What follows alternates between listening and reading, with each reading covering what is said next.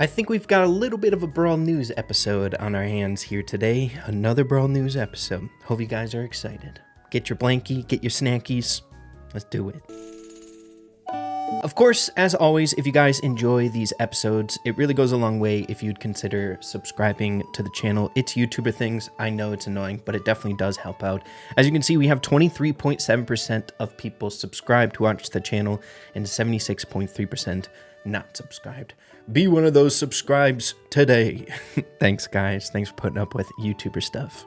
So starting things off here with some very, very important news, and I am getting to the punch one day late, seeing that you guys will be seeing this episode tomorrow, but it has everything to do with the conclusion of the Battle Katana Kingdom event going on that just happened today, May 30th. They actually ended up extending the event a few days. Here, looking at the post, we've extended it to May 30th. This way, every player can claim their sushi from the contest and get 2 more sushi from the daily wins. I've been seeing quite a bit of conversation this time around, this event specifically being a bit on the harder side of things to get to that 200 sushi mark. I've seen a handful of people who are completely free to play being able to do so, but I think it took a lot of dedication to be able to get every single sushi free to play throughout the event. Let me know what you guys feel about the event. Were you able to get the Kenji skin? I feel like it was pretty tricky for a lot of people out there. But the main important bit of info that I wanted to get into here today has everything to do with how the 1,000 credits for the 150 sushi mark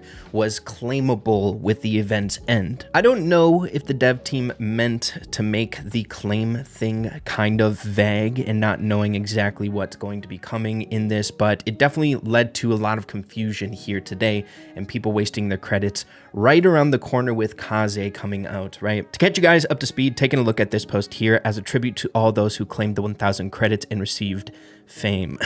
Credits waste level trash can. Phil level 2. So if you didn't know, this is what ended up happening. I'm sure a lot of you guys were holding on to that 1,000 credits where every single time you logged in, you got a prompt that looks a lot like this one here. You see this every single time you log in, you hit the back button and you will proceed to be able to play. Basically just a nice little credit storage before Kaze's coming out. But with the conclusion of this event, it swapped to being claimable in your inbox. And this is the message that gave you in your inbox. You got a reward for reaching 150 points on the Battle for Katana Kingdom, and obviously with a claim button by it. So where some of the controversy is coming into play is how vague the actual thing is, and I've been seeing it kind of 50-50 here. On one hand, you have people saying that, hey, the Brawl Stars community can't read, right, with the inbox. But I wouldn't blame anyone for clicking this thinking that it might have been something else, not specifically that 1,000 credits popping up that we've kind of grown accustomed to, right? Whereas, in my opinion, yes, it's important to know about the event and everything like that, but if you weren't super active and you're just kind of not knowing exactly what the 150 point reward was, I could see a lot of people claiming this, seeing something new in their inbox, seeing the wiggly, flashy thing and the claim button, and then they wasted credits going to their fame. I think it would have been, yes, people should read it, but I think it would have been really, really nice if they just labeled it that this is 1,000 credits, much like they do almost every single time there's something claimable in the inbox, right? You have the actual prompt too. It says donation of skin player icons, but you have a list of what it actually is. Exactly what we see from posts like this when the chroma credits were transitioned out of the game, and it said specifically how much credits you had waiting for you when you hit the claim button, right? And I think that kind of goes for everything else when it comes to these claimable things from your inbox. It's a little bit more not vague compared to the one that we have here today. So I wanted to get the PSA out here to all of you guys, at least today, even though I'm one day late to the punch. Don't claim this if you haven't logged into your account in like a little bit. It's 1,000 credits, okay? Save it for Kaze. Try to do your best to get Kaze for free as free-to-play players with these credits. Don't fall for the trap because a lot of people have. Been seeing a lot of stuff much like this. We have this post an hour ago. Feedback, I lost 1,000 blue credits due to poor UI. Support refuses to restore. Requesting fair compensation. Do not claim this until Kaze is available. I think this guy did it too. Does he have the claim button? I don't think so. That's brutal, dude. And then obviously on the other hand, we have people saying learn to read. But again, even like in your own shoes, knowing the event at 150 points would be the credits. There's going to be a lot of people out there that don't specifically know what it is, right? I think it's a little vague, and I think a lot of people are kind of messed up with this, right? We have this guy, thank you for not communicating that the reward was credits, Supercell. So I see it from both ends. Yeah, I guess it's important to read, but I don't blame people who ended up claiming it to waste the 1,000 credits. Kind of just feels bad overall, and I think it was a little bit of an oversight on Brawl Stars' part, not labeling it actual credits. Let me know what you guys think about that. I don't know if the Brawl Stars dev team tried to pull a little quick one on us, you know, as Kaze is coming around the corner, getting us to waste our credits, but it feels like they could have been a bit more clarifying, right? Moving along, just a little bit ago, we ended up getting a brand new 15 win challenge event, and whenever stuff like this comes around the corner, I find it pretty dang important at least to discuss it a little bit, right? It's a great opportunity to be able to get some free rewards here. Though we're in a weird time inside of Brawl Stars, I do have to say it's kind of strange, and we'll get into it a little bit later on, but of course 15 win challenges do have losses attached to it. It's not infinite wins, which can definitely be a bit more on the stressful side of things. Normally, whenever 15 win challenge is coming around the corner, I try to give you all the best piece of advice that I could possibly give when it comes to these things, and that is wait to the final day or close to the end. A lot of the sweaty, try-hard people end up doing it right away, and you come across really, really good players. I think it's really important to just milk it, go to the very end. It's a lot less stressful for what I've been able to see here playing the game as long as I have. That's typically what I do. Wait for the last day, wait for as long as you can, get that thing done, and get as many rewards as you can free. But what I've been seeing now, seeing that we do get those free star drops on the 15 win challenge, I have seen so many posts much like this. With the introduction of this brand new ultra legendary, a lot of people are frantically trying to save up as best as they possibly can with the methods that we have inside of Brawl Stars, stashing away credits on a brawler to be unlocked. Once Kaze comes out, swapping over to that brawler, and then all that progress goes to Kaze. But a lot of stuff has been popping up much like this, where we have individuals that literally feel like they can't play the game. And I don't blame them, right? Any star drop that has a hint of credit to it, the whole game plan goes awry, right? We have this guy saying, was saving up for Kaze, opened up one mythic star drop from the championship challenge, got 500 credits, won't open the game for a week. You never know where you're gonna get the free like 5 credits to ruin the whole game plan. This one was tricky for some reason for a lot of players out there. Maybe it's because Kaze was the second brawler to be released, where normally I feel like the more exciting one or hype one comes at the very front. I don't know, maybe I'm wrong about that, but I feel a lot of people are having a hard time lining up all these strats, and I've been seeing a lot of people in this boat, and I feel bad for them, right? You literally can't play the game for a while. Open up a secondary account if you're missing Brawl Stars, because you can't log in on this one for a while, that's for sure.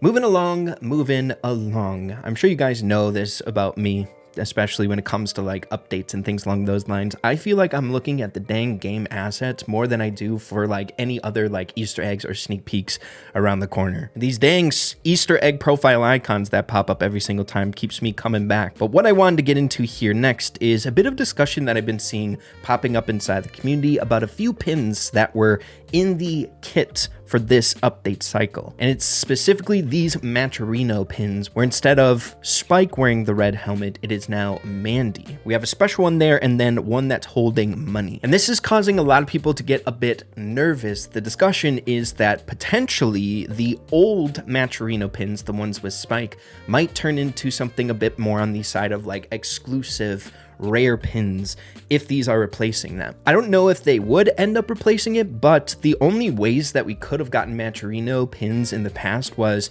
one Matcherino pin for donating to a prize pool, and then the other one for winning a major tournament through the Matcherino website. So seeing that those are the only two ways to get them, I wouldn't see how you'd be able to get these two as well. And the way that they're kind of demonstrated, it would remind me that the money cry pin would be something reminiscent of paying for the prize pool to get that pin, and then the special one would be one that I would say would be one for winning a tournament, right? So I don't know if these are going to replace the Spike ones or they are just going to be new alongside those, but it gives way for the nervousness of those spike ones to be exclusive. And the reason I bring this stuff up is because I had like future aspirations, though it's like insanely hard to get that Maturino pin for winning a tournament, but it'd be so cool to try to get that. And now that it could be exclusive, it makes me worried. I might have to get on that horse and get that bad boy. You guys know exclusive pins and stuff like that are like my MO. So yeah, I'll keep you guys updated on that if we get any further information or if I come across any more information on those Maturino pins, especially if you are like me and enjoy exclusive things. I think it's pretty important. Speaking of exclusive pins, there was an event that caused quite a bit of controversy or uproar inside the community and has everything to do with this exclusive pin. We have a tweet from Code Pan saying, PSA to all Brawl Stars enthusiasts, the Brawl Cup pin QR codes and links expire at the end of June. If you guys aren't caught up to speed with what this pin is, everyone at the Brawl Cup, the most recent LAN tournament for Brawl Stars here in the United States, which was really, really cool. If you were there, you ended up getting a card that had a QR code that you were able to get this pin for free. Now, the trouble is, and why people were a little bit frustrated, and this definitely has happened in the past where in-person events, if you show up, you get exclusive things. They've done it for like the World Finals and stuff like that, but this one was for the Brawl Cup, and it made a lot of people frantic in trying to get it in other ways. I wanted to bring it up just because I was hearing a lot of sketchy business going on with this pin, people not wanting to miss out. Dude, what people do for exclusive things in Brawl Stars is crazy. But if you've been seeing this popping up from time to time, I at least wanted you guys to know where it came from, right? The exclusive free Champy pin that has a lot to do with like the samurai vibe, you know? But then the final bit of news that I wanted to get into here is a nice little shout out to one of my favorite players in the entire game, a true fan of this, man.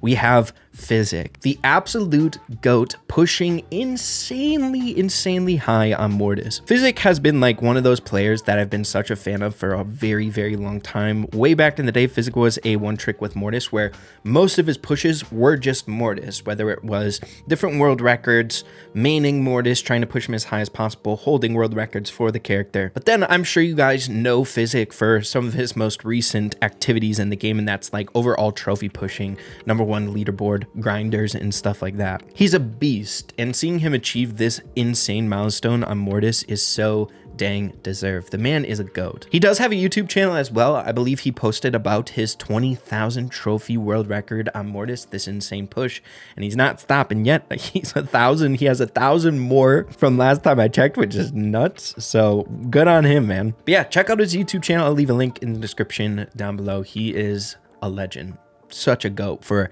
any Mortis mains out there. The king of Mortises, I would say. But yeah, man, that's just all I got for you guys here in this episode today. Another Brawl News episode. Hope you all enjoyed it. Hope you enjoyed. And yeah, thank you all for watching. Always appreciate you guys so much. And we'll be talking super soon. Adios, everybody. Take care.